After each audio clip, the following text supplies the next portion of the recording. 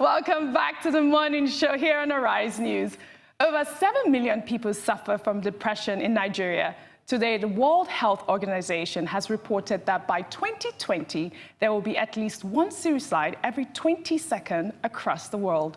With the recent spate of suicide and attempted ones, especially journalist Anthony Boadem, stylist and designer Kate Spade, and Ebonyi State student Emmanuel Igwe, it leads us to ask, what can be done to truly live a happier life, promote positive emotion, and transform the culture?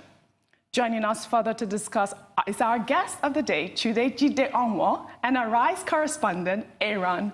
Welcome to the show, Aaron. Yeah, it's a pleasure. And depression is actually a very, very tricky thing to talk about in Nigeria.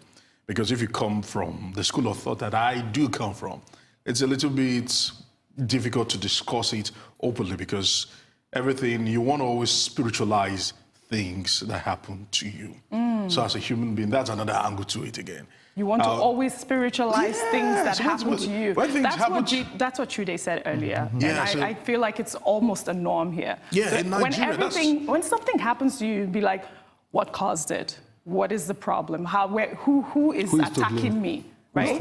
No, from the angle I'm even taking it from is, you always, what they teach you growing up is that when you're feeling down, you start professing to yourself, the joy of the Lord is my strength, that kind of thing. Yes. And trying to psych yourself up. But unfortunately, I'm still in between because I don't know where to start, whether to get to believe some of those things and where does science and the metaphysical, basically, where do they actually meet? What's the defining line between both of them?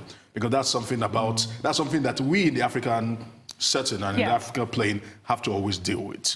Science, the metaphysical, because we believe more in the metaphysical than in science, even though we claim to be 21st century compliant, the metaphysical still plays a huge role. Yeah. We believe in witches, we believe in cause and effect, we believe that there's somebody in your village, somewhere that is seeking your downfall or something. It's just strange. So it's really hard, but the truth is this, I'm happy that he is coming out to actually tell his own story, because it's the truth, because if it was any other person on the street, they will not be able to listen to him, but because he's been able to capture the attention of Nigerians. So if he comes out to say, this has happened to me, people will sit up and listen.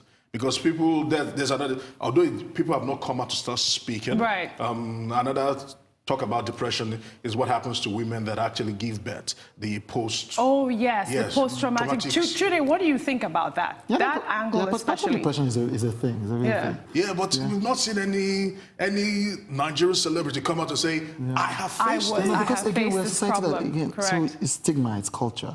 So a woman is expected in this environment to be all joy and all good when she has a child. You know, even if she didn't want the child.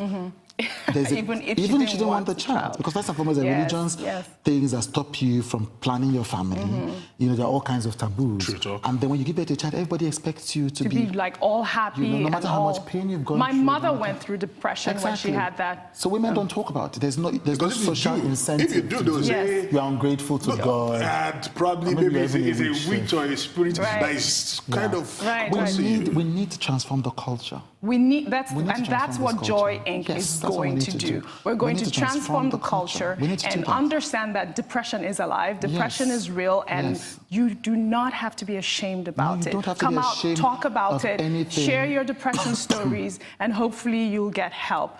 And now, so the one question that I want to ask you is, why do you think that people with all of the assets, like Kate Spade, one of the happiest women that I actually met her. You can never think that this woman went into depression. You have everything. You have your career, you have your money, and you still fall into depression and kill yourself.